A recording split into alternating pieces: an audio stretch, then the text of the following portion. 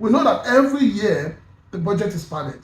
We need to go back to this obnoxious document we call the 1999 Constitution and check what is the qualification for you to become a senator, and a honorable member. I think it was in last week or 2 weeks. I think it's either a honorable member. Someone was saying that most of them don't have qualifications. Yeah. So there's real hunger in the land. It's not a joke. So now good.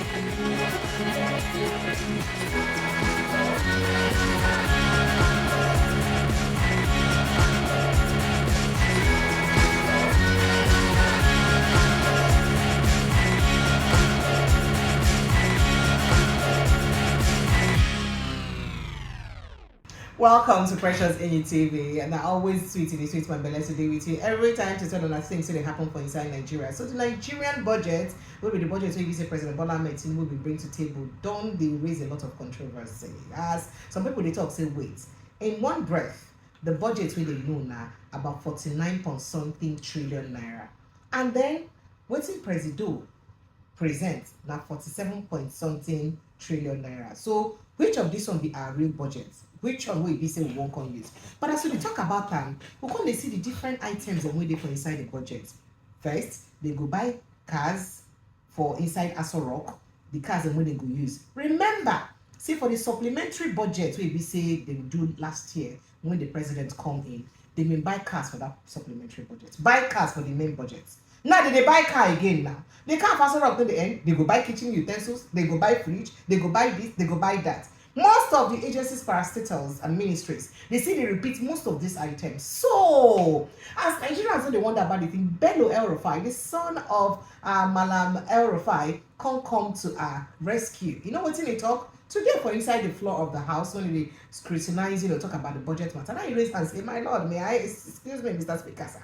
You can't talk, say, I beg, it is some things that we did for inside this budget for like make you say we'll look into again, because would they good say when they tell Nigerians they say manage things tough, good, but then we need to manage like things like spoons, fork, motor. They spoil now, so not be every year we're supposed to buy them. In fact, talk and say since himself when drops every year, all these things that they did for inside Nigerian budget every year. So why this kind of thing they go to do for budget every year, especially this time where economy critical, where they say make we dey manage. Why we go to add these things then?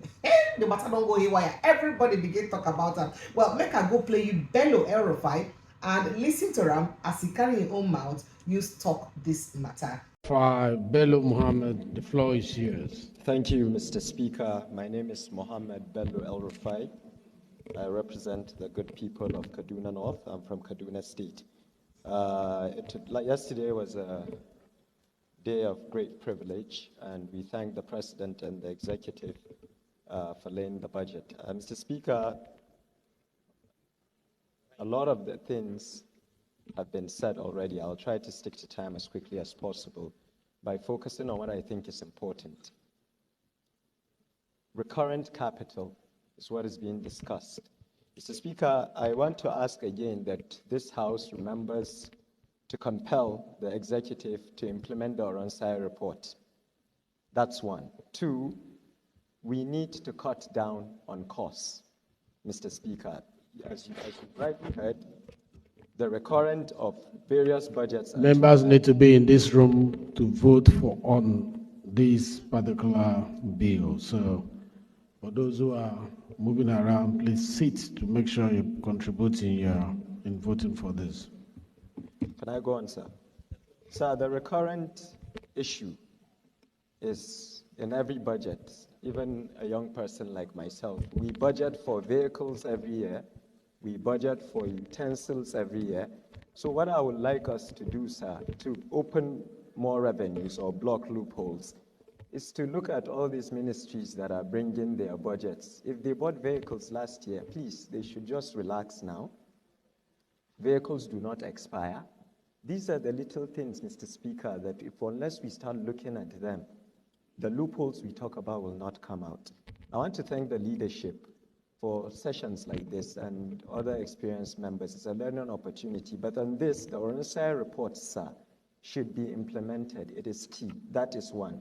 The second and most important thing to me, since I was a well, I'm still a young man, since I was your boy, budgets every year come with new computers, new furniture. These things don't expire, sir. We should cut them out totally. We can't be asking Nigerians. We can't have a tax reform bill that could shape the fiscal shape of this country. Well, as leaders, we are not cutting anything. So I urge the chairman, I'm honored, sir, that I chair a committee that has CBN, but my budget is not on here. But committee chairman that are more experienced than myself should look into this. Nigerians are tired of every agency buying fork and knife every year. We should show them we are serious and do these drastic cuts. I really trust the chairman of the Appropriations Committee, and I just thought to raise this issue. It's an opportunity to speak, and may God continue to guide us to do what is necessary for our people. Thank you, sir. Thank you. Nigeria should not buy fork and knife every year.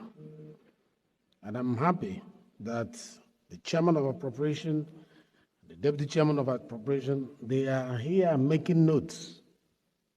And I've been watching them, and I'm also making notes, because we will also go through the work done by appropriation to see if all these debates happening here and issues being raised here, they are captured. Because it's not garbage in, garbage out. Though that budget with good intention from Mr. President must be fine-tuned to reflect actually what he wanted to achieve by the time he conceptualized it. All right, another here I'm from Bello El-Ruffai as a TikToker. Say Nigerians no supposed to buy fork and knife every year because fork and knife they expire. Now, the car will be the president of the United States they use, that beast, Obama user, Trump user,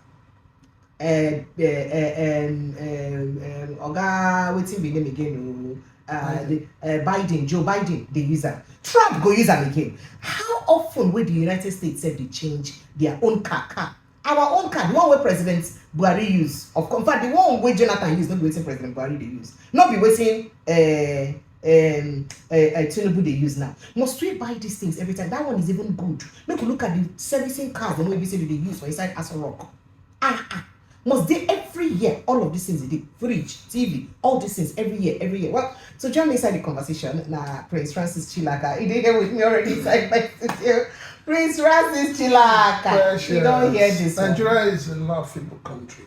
And Nigeria is a country with leaders that are so myopic in thinking, leaders that have no, I keep saying, they have no conscience. First and foremost, we need to understand the kind of budget system we run. Over the years, if you follow the trajectory, you find out that the budgets are not prepared based on the reality.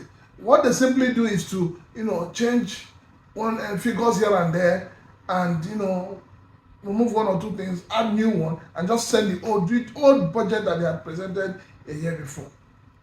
That is why you keep. So now make most of those things for recurrent expenditure. Exactly that, yes, because I don't understand how you buy a fridge for an office that runs say 8 to 4, 8 to 5, and then in a year you're buying another fridge. So what happens to the ones they've used before? They expire.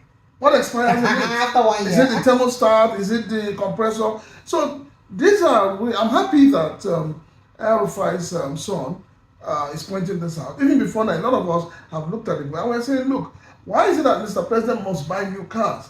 Why is it that there must be new fleet of cars every year? What happens to the old ones?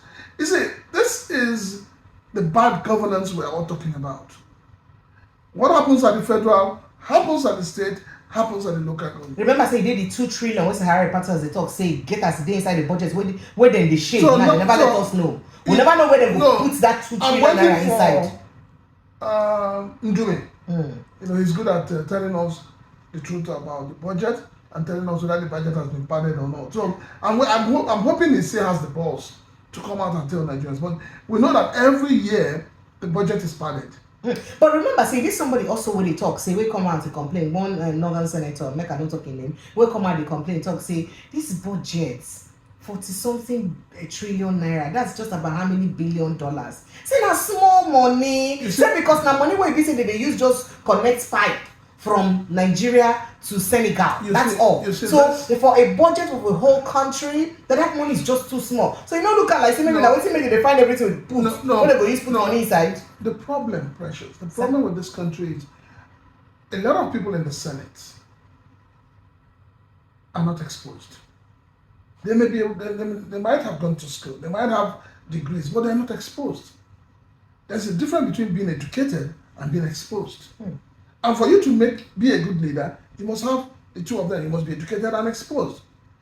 So we need to go back to this obnoxious document we call the 1999 Constitution and check what is the qualification for you to become a senator, and a honorable member.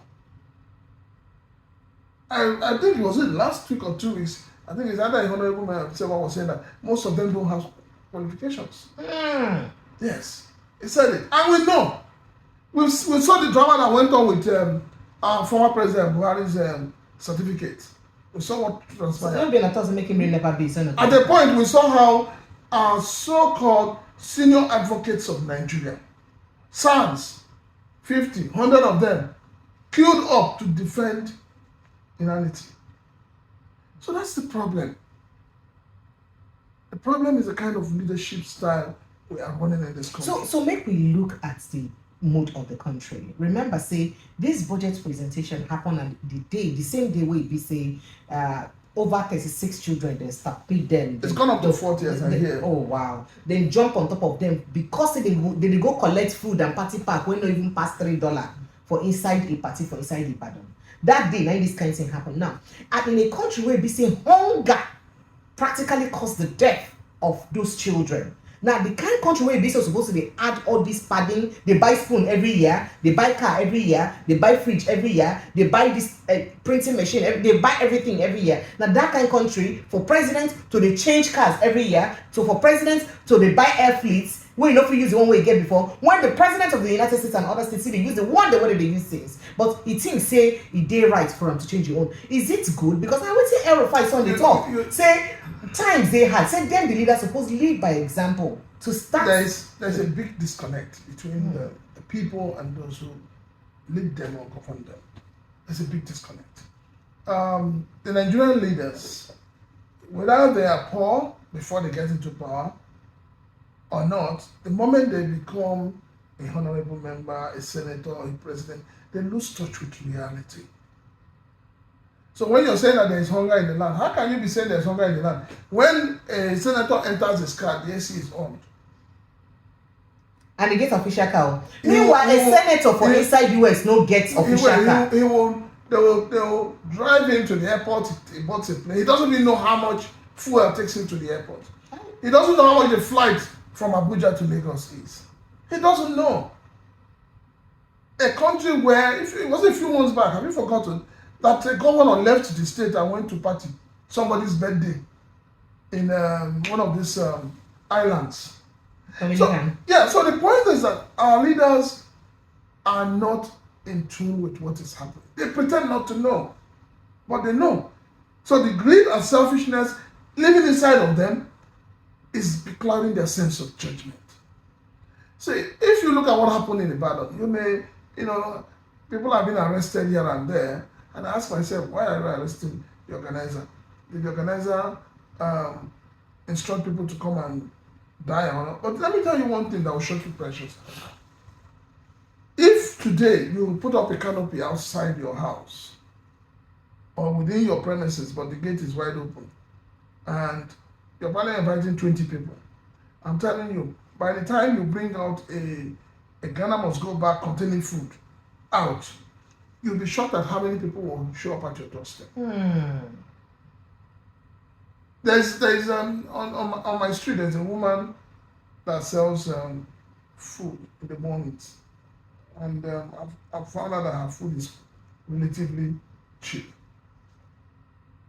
Before 6 a.m., the place is like a beehive. Because her food is affordable. It's affordable. And you see people struggling because they don't know when it will finish. So there's real hunger in the land. It's not a joke. So now good thing say they add this kind of budget for this time. And the thing is, it brings us back to what we're saying. Lack of accountability. Okay.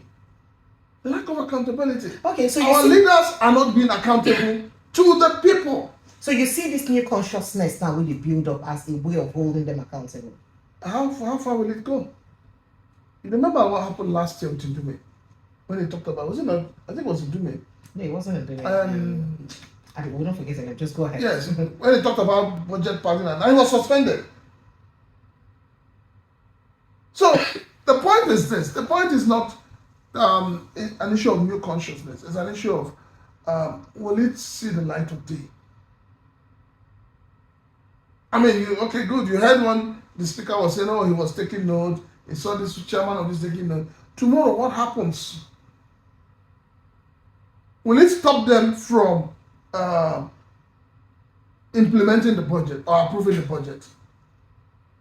You saw the fanfare that happened in budget presentation, where suddenly the slogan song of Mr. President has turned into a national anthem. Where suddenly we no longer have other political parties in the Senate. We just have all APC senators and honorable members. Is it not a shame?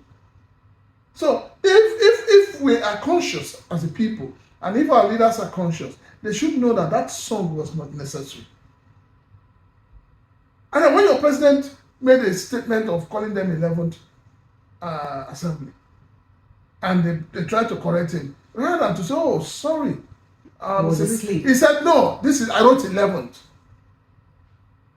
I said that means you're already elected. These are the kind of sarcastic comments that were made before you do elections. All right. They were also made before the 2023 elections. So the senator will be said blew that alarm that, and I think now Senator Abdul Mengi. Good. So I'm waiting for him. No, I'm serious. I mean, a lot of Nigerians are waiting. We want to hear him come out and tell us, because already we're having two figures for the budget. So we need to know which one is real. So you think after his suspension he will come out and talk again? If he doesn't come out to talk, then he has no balls. He has no reason being in the Senate. All right, thank you, my people. Now here we will break for It All the Matter for Precious in your TV. Kindly drop a comment on the subscribe, and of course, make sure you turn on your notification button. Like and to appreciate, and I will see you next time. Thank you, Prince Francis Chilaka. Thank you.